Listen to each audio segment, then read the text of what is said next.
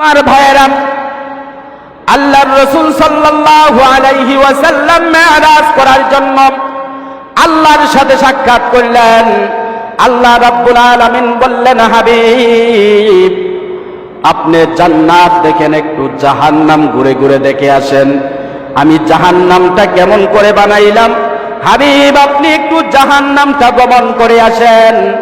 আল্লাহর হাবিব বলেন, আমি জাহান্নামের ভিতরে প্রবেশ করলাম।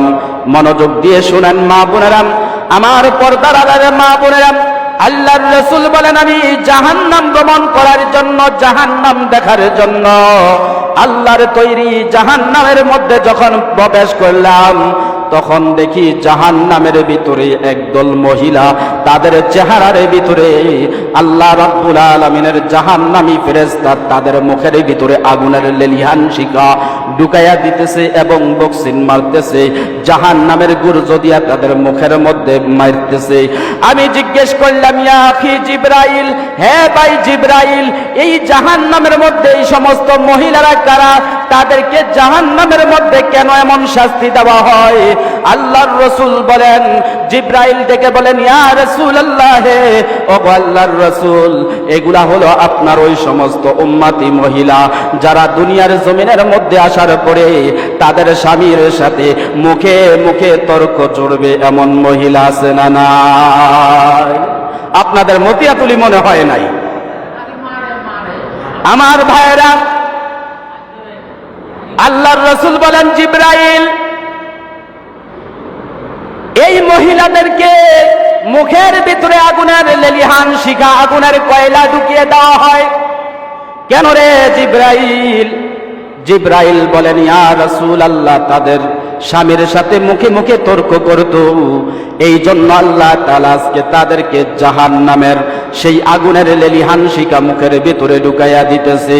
কিছুক্ষণ সামনে যাবার পরে দেখে আরেক দল মহিলা, ওই মহিলাদেরকে জাহান্নামের ফেরেশতারা কঠিন আযাব দিচ্ছে।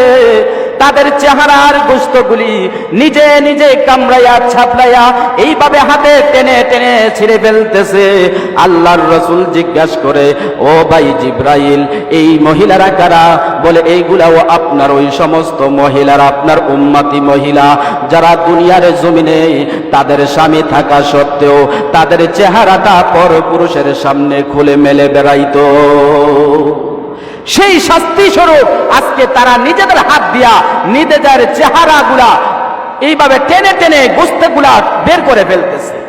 আল্লাহর রাসূল বলেন, ও মা বোনেরা ভালো করে শুনে রাখেন, আল্লাহর রাসূল সাল্লাল্লাহু আলাইহি ওয়াসাল্লাম আরেকটু সামনে অগ্রসর হবার পরে আরেক দল মহিলাদেরকে দেখলেন।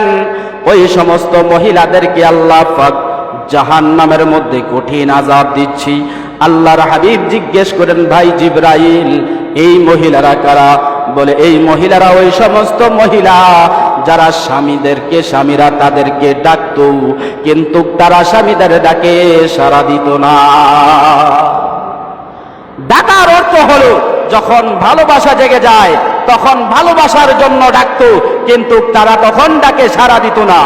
আল্লাহর রাসূল বলেন, হাদিস শরীফের মধ্যে এসেছেন, যে মহিলা স্বামী ডাকার সাথে সাথে সাড়া না দিবেন, আল্লাহর রাসূল উদাহরণ দিয়ে বলেন, ওই সময় যদি স্ত্রী খোলার ভিতরে রুটি দিয়ে দেয়, রুটি ওই মুহূর্তেও যদি স্বামী ডাক দেয়, ও প্রিয়তমা স্ত্রী তুমি আমার কাছে একটু আসো, কিন্তু ওই মুহূর্তে স্ত্রী স্বামীর কাছে আসে নাই, আল্লাহর রাসূল বলেন, ওই খোলার মধ্যে থাকার রুটিটা থাকার পরেও যদি মেয়েটা বলে, স্ত্রী যদি বলে, স্বামী আমার খোলার ভিতরে রুটি দিয়ে এসেছি, এখন যেতে পারবো না, তারপরও আল্লাহর রাসূল বলেন, স্বামী যেহেতু ডেকেছে, ওই খোলার ভিতরে রুটিটা রেখে স্বামীর ডাকে সাড়া দিয়েছ, স্বামীর কাছে চলে যেতে হবে। কত বড় গুরুত্ব দিয়েছেন আল্লাহর রাসূল, যে স্ত্রীকে যখন স্বামী ডাকবে সাথে সাথে স্বামীর কাছে যেতে হবে। আল্লাহর রাসূল বলেন, যখন স্বামীর কাছে স্ত্রী সাথে সাথে না যায়, আল্লাহর রাসূল বলেন সাথে সাথে আল্লাহর পক্ষ থেকে সাথে সাথে ওই নারীর উপরে গজব শুরু হয়ে যায়, ওই নারীর উপরে আল্লাহর লানত শুরু হয়ে যায়। কারণ অধিকাংশ মহিলা আছে স্বামী ডাকলে পরে বিভিন্ন রকমের বাহানা ধরে আসে না নাই, কয় অসুস্থ, ভাল লাগে না, এখন যাব না, কত রকমের বাহানা ধরে। আল্লাহর রাসূল বলেন, শুধু আল্লাহ তাআলা গজব দিয়া সেখানে ক্ষান্ত হয় না। আল্লাহর হাবিব বলেন, ফেরেশতারা, জান্নাতের ফেরেশতারা রেখা বলে, ও আল্লাহ, আমি দেখলাম ওই যে গ্রামের ভিতরে স্বামী তার স্ত্রীকে ডেকেছে, কিন্তু স্ত্রী স্বামীর ডাকে সাড়া দেয় নাই। ও মালিক, যেই স্ত্রীটা তার স্বামী ডাকে সাড়া দেয় নাই, ওই স্ত্রীটার উপরে তোমার গজব ঢেলে দাও। আর যেই স্ত্রী হইয়া স্বামীর কদর করতে পারে না, স্বামীকে সম্মান দিতে পারে না, স্বামীকে ইজ্জত করতে পারে না, স্বামীকে ভালোবাসতে পারে না, ওই স্বামীটার দুনিয়ার জমিনে রাখার দরকার নাই। তুমি তাকে দুনিয়ার জমিন থেকে আমাদের কাছে পাঠাইয়া দাও, আমরা জান্নাতের ভিতরে সারাটা জীবন তাকে সুখে আনন্দিতে ভরপুর করে দেব। জান্নাতের গেটের কাছে হুরবালারা এসে, জান্নাতের গেটের কাছে হুরবালারা এসে জানাইবে সুস্বাগতম মধুর হাসি হেসে, জানাইবে সুস্বাগতম মধুর হাসি হেসে। গালে গালে মিলাইয়া গলার সাথে গাল, গালে গালে মিলাইয়া গালের সাথে গাল, বলবে তোমার ইন্তজারে ছিলাম এত কাল, বলবে তোমার ইন্তজারে ছিলাম এত কাল। জান্নাতে হুরেরাম ওই মহিলার জন্য বদদুয়া করে, ওই মহিলার জন্য বদদুয়া করে যেই মহিলা স্বামীর ডাকে সাড়া দিয়া স্বামীর কাছে যায় না, বিভিন্ন রকমের বাহানা করে। এক হাদিসের ব্যাখ্যা এসেছে, যদি স্ত্রী স্বামীর ডাকে সাড়া না দিয়া সে যদি বলে আমি এখন অসুস্থ, বাস্তবে সে কোনো অসুস্থতা নাই, বাস্তবে তার কোনো সমস্যা নাই।